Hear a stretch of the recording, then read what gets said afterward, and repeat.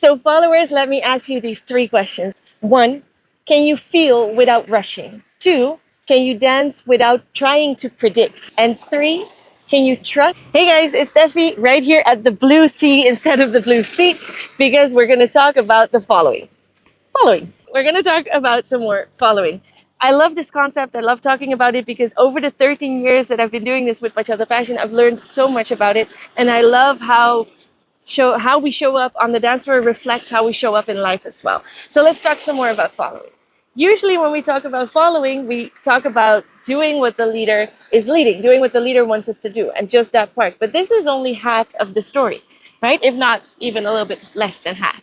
That's because actually what's most important is how we show up and how what's going on in our mind and what's going on in our body, how we react to what the leader is leading. It's not just about learning the steps. It's not just about learning the technique. It's about how we show up and how we feel. That determines the whole part of the following. Because, I mean, look at this. Think back to a moment that you were dancing with somebody that you were super stressed, super anxious, right? It happens to all of us. Maybe you're dancing with your teacher or with an artist that you're very impressed by, or maybe by somebody that you just feel intimidated with and you're dancing. So that's a win. But then you feel anxious, you feel in your head. So what are you missing? You're missing connection and you're missing the fact that you're actually dancing together and you can focus on what the lead is leading, right? And it starts here. It starts in our mind and it starts in how we show up for ourselves.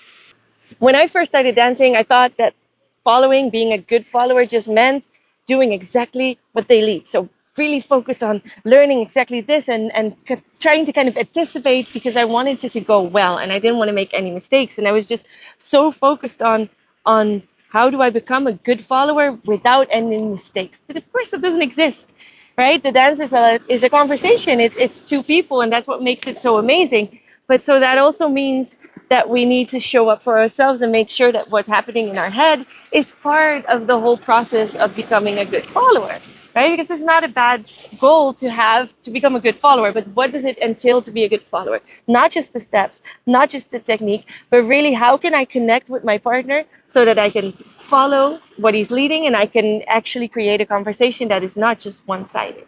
So the truth is, good following doesn't start with your partner. It starts with you trusting yourself.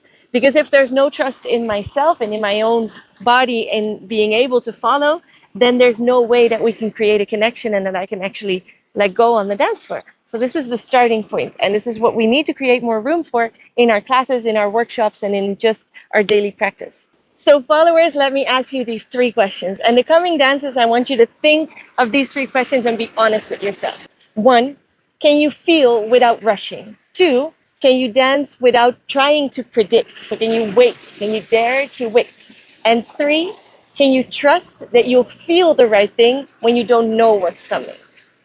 These three questions I want you to just ask yourself and be honest with yourself and see what comes up, see what the struggles are and what is holding you back in one of these three.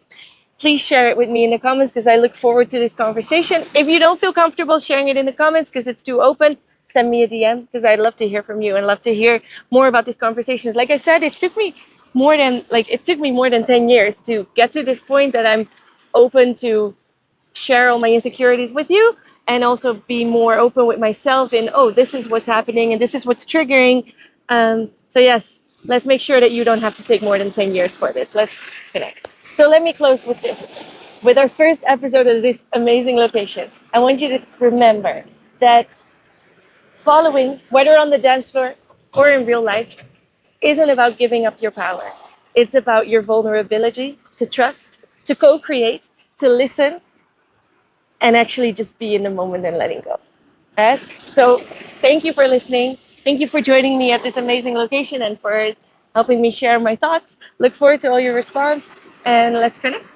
See you soon.